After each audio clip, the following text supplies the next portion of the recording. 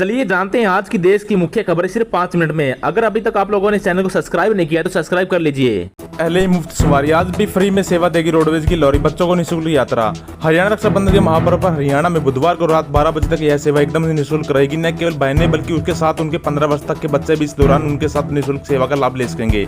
न केवल अम्बाला बल्कि अम्बाला से दिल्ली और चंडीगढ़ जाने वाले हरियाणा रोडवेज बसों में भी यह सेवा निःशुल्क रहेगी।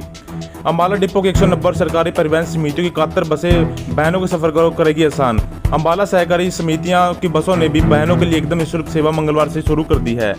अम्बाला की भाई की गवाही पर प्यार के बंधन को मजबूत करने के लिए अम्बाला डिपो ने मंगलवार को सरकार की हिदायतों के अनुसार दोपहर 12 बजे से निःशुल्क सेवा शुरू कर दी। न केवल सरकारी बसों ने बल्कि अम्बाला सरकारी परिवहन समितियों ने भी बस में बहनों के लिए एकदम निःशुल्क सेवा मंगलवार से शुरू कर दी।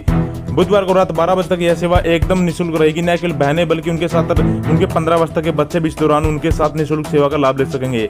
न केवल अम्बाला बल्कि अम्बाला से दिल्ली और दिल्ली से चंडीगढ़ जाने वाली हरियाणा रोडवेज की बसों निःशुल्क सेवा देंगी।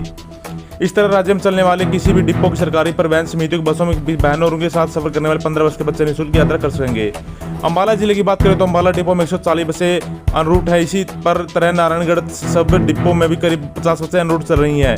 इन सभी को मंगलवार व बुधवार को नियमित रूप से चलाने के निर्देश जारी किए हैं। इसी तरह सरकारी परिवहन समिति की अम्बाला में से 71 बसें हैं। यह बसें भी अपनी सेवा निःशुल्क देंगी। इस दौरान सभी चालकों और परिचालकों को वर्दी में रहने और निर्धारित स्टाफ पर बसें रोकने पर निर्देश दिए गए हैं। भीड़ के अनुसार बसें चलाने के निर्देश। रक्षाबंधन के लिए बहनों को किसी भी रूट पर जाने को कोई भी दिक्कत न आए, इसलिए यात्रियों को समय पर गंतव्य पहुंचाने जा सके, इसलिए भीड़ के अनुसार रूटों पर बसें कम या ज्यादा की जा सकती हैं। जहां भीड़ ज्यादा होगी उस रूट पर ज्यादा बसें कर दी जाएंगी। मंगलवार दोपहर 12 बजे बुधवार रात 12 बजे तक न केवल हमारी सरकारी बसों बल्कि सरकारी परिवहन समितियों की बसों में बहनें और उनके साथ 15 साल के बच्चों की निःशुल्क यात्रा कर सकेंगे। बीमा कंपनी देगी 623 करोड़ रुपए का क्लेम, अभियान उठाया मुद्दा लेकिन यहाँ उलझे चौटाला। हरियाणा केंद्रीय समिति ने बीमा कंपनी के तर्कों को खारिज करते हुए तुरंत प्रभाव से प्रभावित किसानों को फसलों का क्लेम देने का निर्देश दिया है। जल्द ही किसानों को यह राशि जारी कर दी जाएगी। कृषि मंत्री जेपी दलाल ने विधानसभा के मानसून सत्र के अंतिम दिन इनेलो विधायक अभय चौटाला द्वारा प्रधानमंत्री फसल बीमा योजना को लेकर आए ध्यानाकर्षण प्रस्ताव पर चर्चा में यह जानकारी दी है। किसानों को पिछले साल की खरीफ फसलों के खराब होने पर 623 करोड़ रुपए का क्लेम लेकर केंद्रीय तकनीकी सलाहकार समिति से भी मुंह की खानी पड़ी है। मानसून सत्र के अंतिम दिन इनेलो विधायक अभय चौटाला द्वारा प्रधानमंत्री फसल बीमा योजना को लेकर लाए ध्यानाकर्षण प्रस्ताव पर चर्चा में हो रही जानकारी दी। सिरसा जिले में किसानों को पिछले साल की खरीफ फसलों को खराब होने पर 623 करोड़ रुपए का क्लेम देने में आनाकानी कर रही बीमा कंपनी को राज्य तकनीकी सलाहकार समिति के बाद अब केंद्रीय तकनीकी सलाहकार समिति से भी मुंह की खानी पड़ी। केंद्रीय समिति ने बीमा कंपनी के तर्कों को खारिज करते हुए तुरंत प्रभाव से प्रभावित किसानों को फसलों को क्लेम देने का निर्देश किया। जल्द ही किसानों को यह राशि जारी कर दी जाएगी। कृषि मंत्री जेपी दलाल ने विधानसभा के मानसून सत्र के अंतिम दिन इनेलो विधायक अभय चौटाला द्वारा प्रधानमंत्री फसल बीमा योजना को लेकर ध्यानाकर्षण प्रस्ताव पर जानकारी दी। इस दौरान दोनों में तीखी बहस भी हुई और अभय चौटाला ने कृषि मंत्री को झूठा तक बोल दिया। चौटाला ने कहा कि कृषि मंत्री का कहना है कि चौपटा तहसील में धरने पर बैठने वाले किसानों को खत्म कर दिया है, सारा सर झूठ है। किसान अब भी धरने पर बैठे हैं, तब तक धरने पर बैठे रहेंगे जब तक सभी किसानों के खाते में मुआवजा पूरा नहीं आ जाता।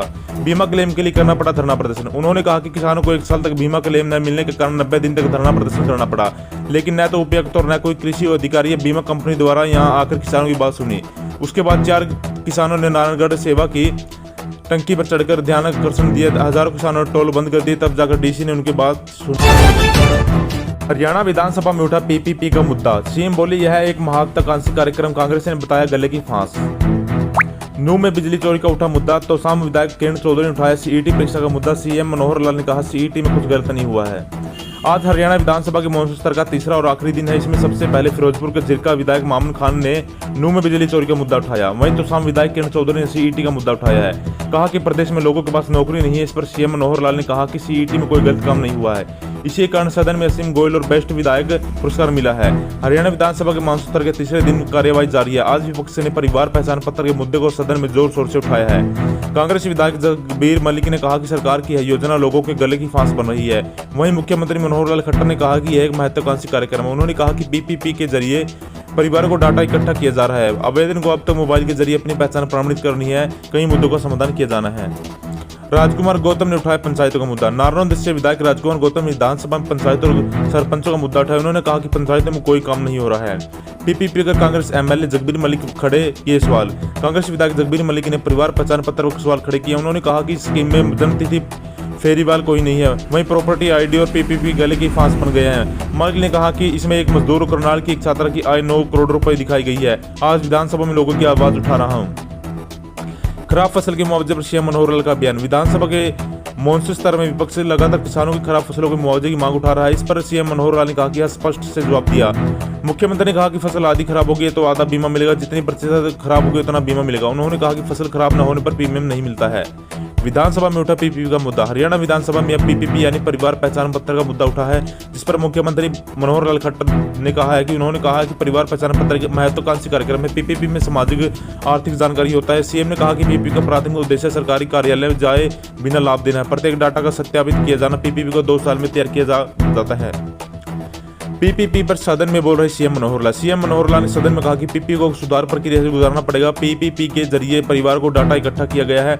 आवेदक अब मोबाइल के जरिए अपनी पहचान प्रमाणित नहीं कर सकते। इसके लिए कई मुद्दों का समाधान किया गया है। उन्होंने बताया कि पीपीपी से कई योजनाएं दस्तावेज नहीं देने पड़ेंगे। वहीं ओपीएस श्रेणी का बीपीएल में विलय किया गया है।